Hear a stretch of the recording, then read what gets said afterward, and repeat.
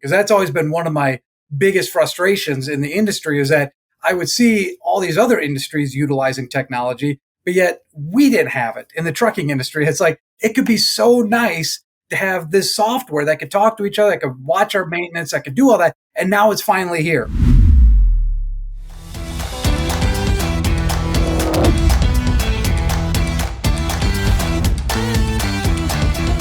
Welcome to another episode of the Heavy Duty Parts Report. Today we are going to talk about safety, and I am very happy to have someone who lives it every day, actually works at a fleet and is responsible for safety. You know, over the last few years, we've seen these nuclear verdicts come out.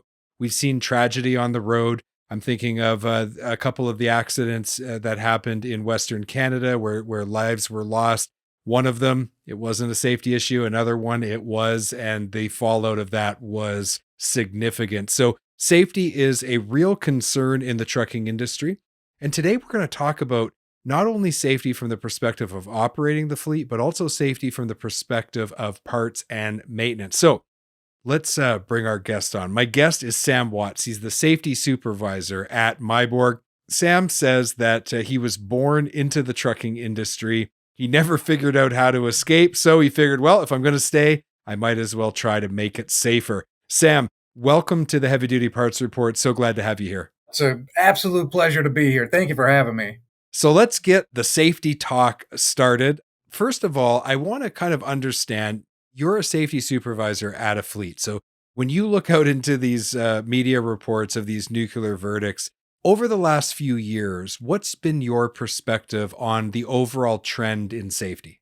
Well, that's a great question because there's kind of two parts to it, really. I mean, you have the safety side from the trucking companies, and then you have the legal side from the lawyers, and they're kind of fighting each other a little bit. And the safety's getting better because we've got a lot more technology.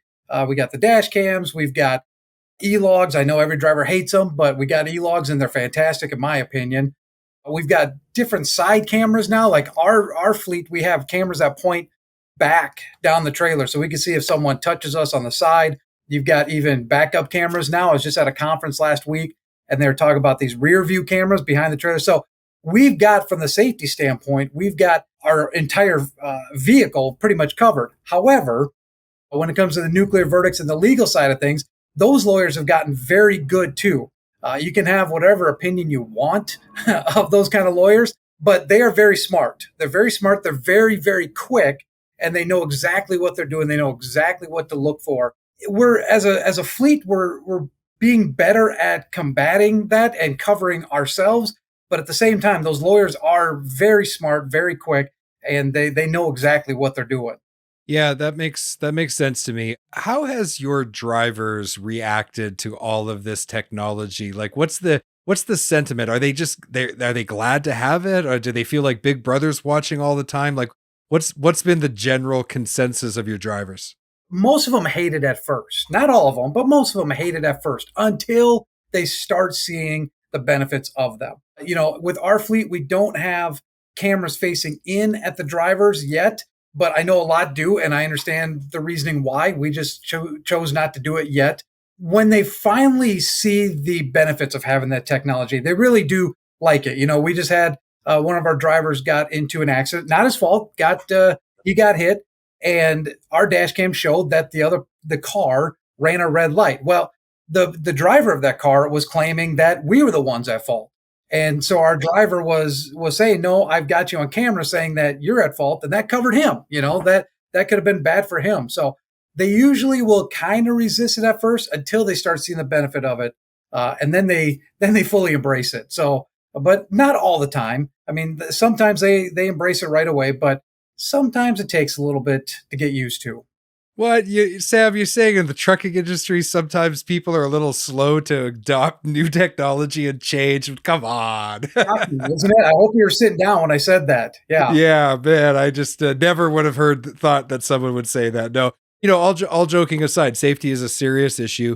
And I think from the perspective of the driver, you know, yes, once it might take a while to get used to it, but once you get used to it, those cameras are there to protect you. And I think that's really important. Sam, you make an interesting point about the cameras that are actually facing into the cab. I know that there's some drivers out there with some pretty strong opinions about that. In fact, our podcast director, she was mentioning that her daughter's dad, who's a truck driver, has said there's lots of truck drivers who say, well, if they ever do that, I'm quitting and going somewhere else.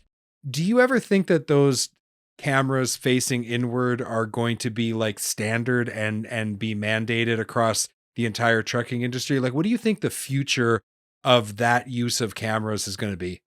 I think standard is a tough one to answer. I don't know if it'll ever be standard. I mean, forward-facing dash cams aren't necessarily, necessary or standard, whatever you want to call it. But if you don't have them now, you are severely behind the time. So I can see inward-facing dash cams becoming quite ordinary. But you're exactly right. There are very strong opinions, and that's kind of to say the least, how a driver-facing camera would work in the real world today. And to be fair, I completely see the driver's point on it. I wouldn't want anybody watching me in in my car. Now, granted, I know there's legal things like it's not their vehicle, so we can do it. I get all of that.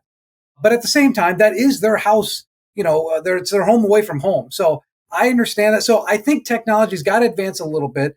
I've already seen some things where if the truck isn't moving, if it's not in motion, the camera doesn't work. So, I mean, that technology is already out there. And I think that's got to be a little more standardized before drivers will say, okay, you can put a camera facing me as long as when the truck stops, the camera stops.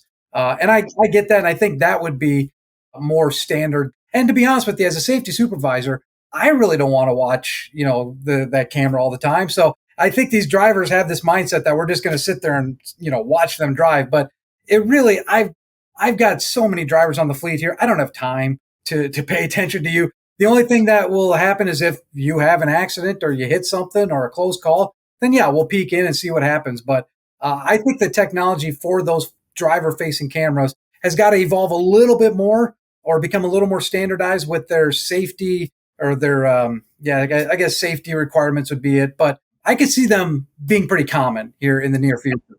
And it might just be that it's a generational thing, right? The new drivers who are more used to technology may be more accepting of it.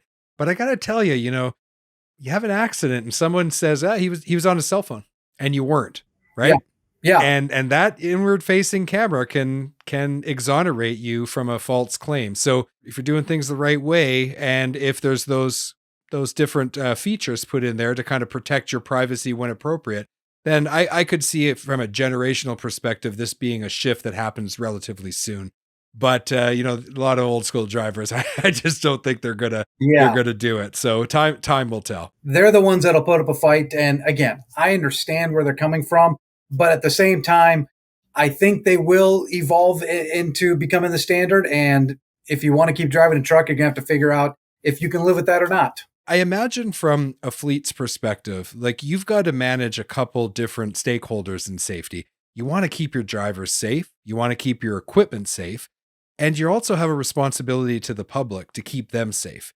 So how are you handling this data avalanche that must be coming at you now with all of those cameras? And how are you managing that in such a way that enables you to really take care of all three of those stakeholders in the business?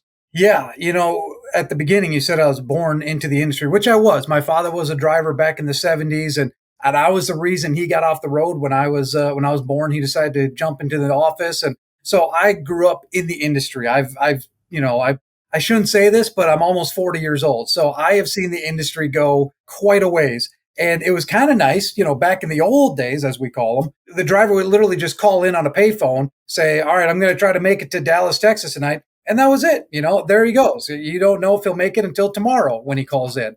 But now, like you said, we have so much data. I mean, it's almost overwhelming how much data we have access to. We can see in real time where the driver's at. We've got things on our trucks here. I can see how much fuel they have in their truck. I can see if their APU is running. I can see how much depth. I can see how speed. If they have a check engine light, I can see why the check engine light is on. I mean, it's unbelievable what we have just from that component. Then you take like the e-logs And we got all that data coming in, so I could see if they're over their hours, if they're coming close to their hours. And then you throw in the dash cams on top of that, you throw in the side cams. It's completely overwhelming, but it's data that is so needed. And when it comes to protecting the public, I mean, that's what we have to evaluate, is all that data we get in there to make sure that the driver is within his legal limit to drive, because they only have a certain amount of hours per day to drive. So we make sure that they're in that legal limit. And then we can review the dash cam. Once a week, I put out a safety update video to all of our drivers. And one of the components in that is we go over dash cam video from our fleet. It's not like that crazy YouTube dash cam stuff you see. It's real world situations that our drivers have faced. Like this last week, it was one where a car was trying to cut our driver off. And so we walk through that dash cam footage and I go through it and I say, okay, what would you do in this situation? If a car was coming in, they're not the professional driver. You are. So I put it on our drivers to say, what would you do in this situation? Because you're the professional. And so we are able to review that, and they can start thinking of all those situations that they've been in and watching this situation and figuring out what they would do exactly. And that has helped tremendously, just not necessarily because the drivers don't know what to do, but it just kind of helps reiterate the fact that there's a lot of crazy drivers on the road. I don't know if you've seen them lately, but they are crazy. It seems like ever since COVID happened, people got used to the roads being kind of empty, and now they're not empty anymore. And so they're getting nuts out there again. I don't know. That's just my conspiracy theory going. But anyways, but it's really beneficial for our drivers to review that dash cam footage. And like I said, I can look at their e-logs and say, hey, you look like you've been driving for a while. Are you getting tired? Are you okay?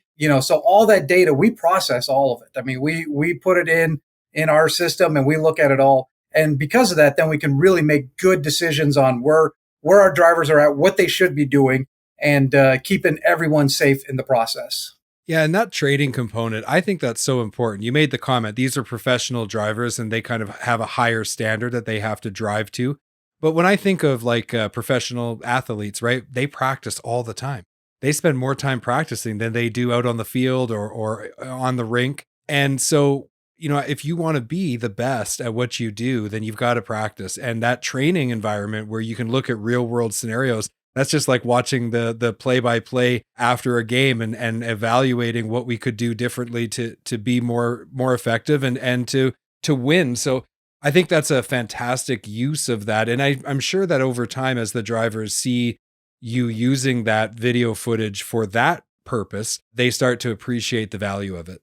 Yeah, and that's exactly what I tell them too. I mean, that was how I set it up. Exactly. Athletes watch themselves. Athletes watch film of all that stuff to improve their game. It should be no different. Like I said, it's not the crazy, train hitting the semi trucks or anything like that. It's cars coming in, or what do you do in a rainy situation when all of a sudden there's a car, coming across? I mean, just scenarios like that, real world scenarios. The trains don't hit trucks every day, but there's always cars around our guys, and they're always acting weird and goofy and whatever. So what would you do in that situation? Just gets them to think, how would they handle those situations? Yeah, I think that's a fantastic use of that data. So let me ask you something, Sam. How did you get drawn into the safety side of the business? Like, I understand the genetic component of being into the trucking industry. I never even met my father. And when I was 40 years old, I found my biological father's family, and they asked me what I did for a living. And when I told them, they had this big grin on their face, and they said, your father's a truck driver for the last 36 years. So I never even met the guy, and his genetics were passed on to me, and we were both drawn to the same industry. So you got drawn to the trucking industry because of the family connection, but what specifically drew you to safety? I don't know. That's a really good question. So I've basically done everything in a trucking company. I've done, operations is my main background. When I got into it, that's what I first did. But I did IT work in trucking companies. I did billing for a while. I was the front desk person at a trucking company for a while when I was in high school. I think I've done almost everything. I worked in a warehouse. I think I've done almost everything in trucking. And safety just it's one of those areas that I find absolutely fascinating. And I know a lot of people don't say that, but I think it's so interesting. Yes, it's a lot of rules and it's a lot of regulations and things like that, but it's also something that is so important to a trucking company. Operations is important. Bill, I'm not saying that it's more important than anything else, but I'm saying it's often an overlooked aspect to a trucking company, just because a lot of people don't see it as a revenue maker, which we're not. We don't make revenue in safety, but if you don't do safety correctly, it'll cost you a ton of money, and it could make your business close. It could have higher insurance premiums. It could make customers not work with you anymore if you just ignore safety. So I found safety to be a really fascinating department to be a part of. And luckily, I found a company that needed somebody, and I've been able to plug in really well, and it's been going great. Yeah, and it is unfortunate, right? Because very rarely is someone going to come and pat you on the back and be like, good job, we didn't kill somebody today. When it all goes wrong, that's when you get all the attention, right? So safety can be a bit of a undervalued component of the business, and yet people's lives literally hang in the balance, your drivers and the public on the roads that are sharing them with those trucks. So I think that is something where we need to continue to put the appropriate emphasis. And like you said, it might not make money, but I can promise you, if you do it right, it saves a lot of money. We're going to talk more about how much money it can save exactly and how maintenance and parts all play a role in safety. We'll be right back. This episode of the Heavy Duty Parts Report is brought to you by Find It Parts, your ultimate destination for heavy duty truck and trailer parts. Discover a vast range of parts at finditparts.com. Don't spend hours a day looking for parts. Instead, visit finditparts.com and get them right away. Parts availability and quality have a big influence on fleets and owner-operators' total cost of operation. If they can't find a part, it means more downtime. If they install a low-quality part and it fails, it means even more costs like tow bills, hotels, meals for the driver, and lost revenue. That's why we recommend Sampa. They manufacture a wide range of advanced parts for commercial vehicles. Their website has an intelligent product search engine and broad coverage of suspension, steering, and fifth wheel components. Expect more. Expect Sampa. Visit sampa.com today. We're back from our break. Before the break, Sam, thank you so much for talking to us a little bit about, your experience in the trucking industry, how you are specifically using these new devices and all this extra data that you can get to make your fleet more safe on the road. We also talked a little bit about the trends of nuclear verdicts and how that's not going to stop anytime soon. So let's get down to some specifics. You talked in the first segment about the cameras, about the role that plays, the ELDs, things like that. But what about maintenance? What about parts? What role does that play in keeping a truck safe and keeping the driver and the public around that truck safe? Well, it's massive. I mean, if you have bad equipment on the road, you're playing with fire, as far as I'm concerned. I mean, we are lucky at Meiborg here that we have a shop right here that we own. So all of our trucks get routine maintenance done. They get the checks through, all that kind of stuff. So we're very fortunate here. But a lot of the smaller trucking companies don't have those shops, and so sometimes they stretch out their maintenance past the point where maybe they shouldn't. Maybe they figure, well, I got a DOT inspection last year. Let's see how far I can get without getting one this year. And usually it doesn't end well. So you got to have good equipment if you want to make sure that you're safe on the road. You got to make sure that your airlines are good, that your brakes are good, that your tires are good. I was part of a company where a front steer tire blew on a guy, and it caught him by surprise. And luckily he didn't hit anybody else, but it caused his truck to go into the ditch. And we ended up having to total the truck. I mean, it's just because the front steer tire blew. Now, did he run over something? I don't know. But I'm just saying, I mean, that's how quickly it could change. If you have bad equipment, bad maintenance on your equipment, that's how quickly it could change. Just one blown tire could completely take out a truck and trailer. And now all of a sudden you're out that cost, and you're out that driver. And so it's very important to make sure that your maintenance is up to speed with these big rigs. With that situation with the blowout, did it cause a rollover? It did not. No, it didn't cause a rollover. But it still totaled the truck. Yep. He went through the median, took out the fence, the catch guard in there, and ended up totaling it out. Yeah. Unbelievable. Yeah.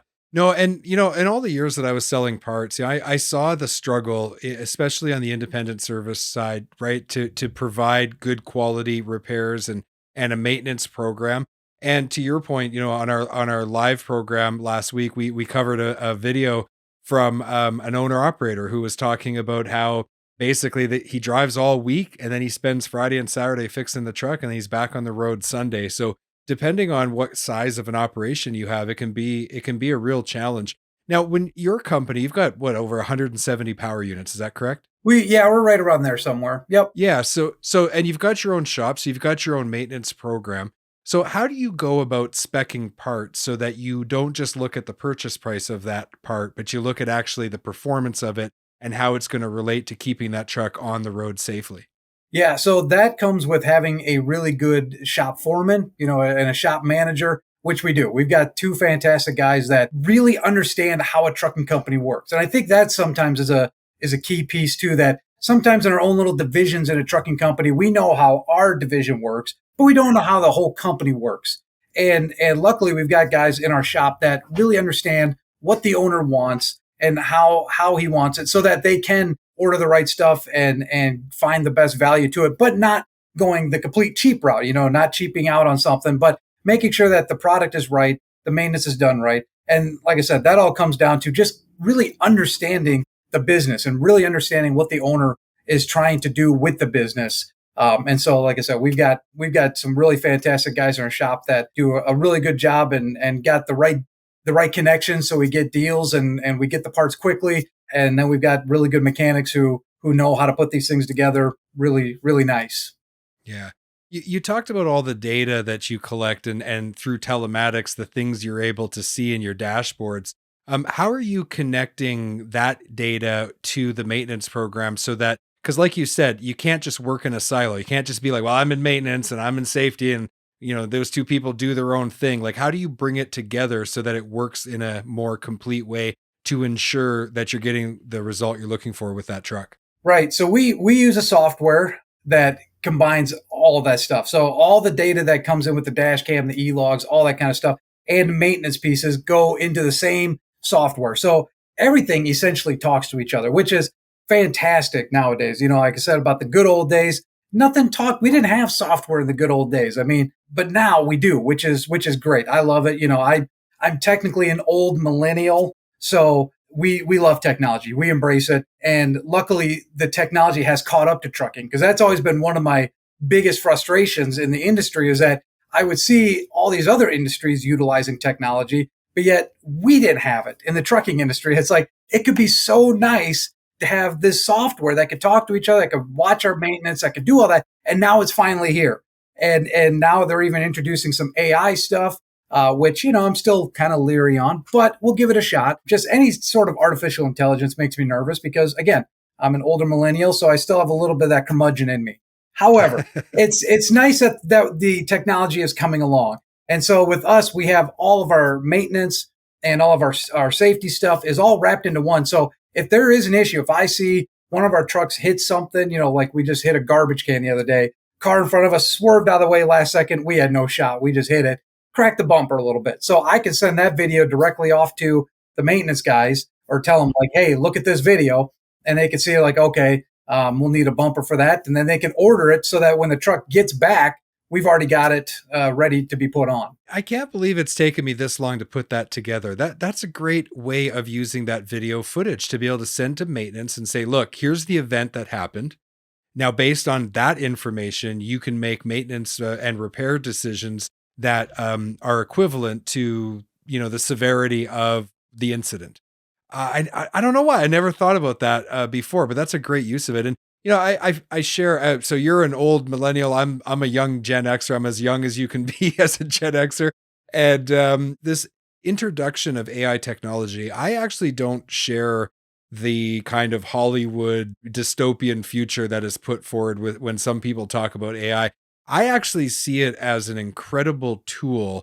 And when you put a really experienced human being with this AI technology in their hands and they use it appropriately, the power of that is going to be unbelievable. And it's going to help us to exponentially increase output. So I actually hold a much more positive view of that. And I'm looking forward to seeing how we can leverage these new tools to our advantage. And the trucking, we always talk about the trucking industry being the backbone of society. And without it, our way of life ends and people's lives do hang in the balance. So we've got to use every advantage we can to keep these trucks on the road. When it comes to lowering total cost of operation and these maintenance programs that you guys have in place, like how does that all come together? Because as you said, safety is a cost. You gotta save the money somewhere. How, as a company, are you moving towards lowest total cost of operation while at the same time not sacrificing safety? Yeah, well, that's been kind of the challenge for the trucking industry for the last couple of years here now is that how do we navigate, these high diesel prices, these really low rates, but yet all the parts and the equipment is at, I don't know if it's at an all-time high. Premium price at the least. Yeah, yeah. So I mean that's been the challenge for the whole trucking industry in general is how do we make sure that we still make money doing this while not putting junk on the road and not pulling junk loads and all that kind of stuff. So it's been a challenge. There's no doubt about that. But the thing like when you have more trucks like we do, we get some decent pricing on some of the equipment that we buy because we buy enough of it. But yeah, that's a challenge, and that's where like the whole company has to come together. Like we were talking about, you can't be in a silo. Like operations, you got to know what you're pulling. You got to know what the rate per mile is. How much deadhead we got going on because all those miles beat up the trucks. So we got to make sure that whatever miles we are driving, we're getting paid for. And then billing comes in. We got to make sure we get billed the correct amount and this is where like you really got to start looking at the nickels and dimes too. All of a sudden, are we charging everything for the truck orders not used? Are we getting all the detention time? Are we getting all the layover time? Those are the little nickels that we need to pick up and make sure that we pick up so that we do run well as a whole operation. But yeah, that's a great question. I would love to hear other people's response to how do you make sure that you keep going when everything's kind of crazy right now. I'll tell you what, I'll keep asking the questions and you and your counterparts at your company listen, and hopefully we can find some really good answers. It's definitely important as an industry that we share these ideas and these thoughts because, as I said, the trucking industry is so important to every aspect of society. Admittedly, there's a lot of technology as we've been talking about, and there's a cost to that technology. So, for example, as we were talking about how you have an integrated system that brings all this data together and includes maintenance and that side of the business as well. Could you talk a little bit about the cost that's associated with it, but how really at the end of the day that cost is completely worth it? Yeah, it really is. And the beauty of the time that we live in now is that technology is pretty cheap. So the program we use to consolidate everything isn't really that expensive when you break it down per truck. That's been really nice because back in the day, I go back in the day again, technology was really expensive. And a lot of guys and trucking companies would cut corners on some things just so they wouldn't have to use all that expense. But the thing now, like we talked about at the very beginning with the nuclear verdicts and with all the safety stuff and just all the potential issues that you could have on the road today with all the cars weaving in and out and the semi trucks are more expensive than they ever have been. It's, in my opinion, incredibly worth the investment to get a good piece of software set up so that you have dash cams, so you have e-logs. E-logs are necessary anyways. And it's really not that expensive when you boil it all down. You can find some really good software out there that's 20, 30, 40 bucks a month per truck, and that would cover you for everything basically. So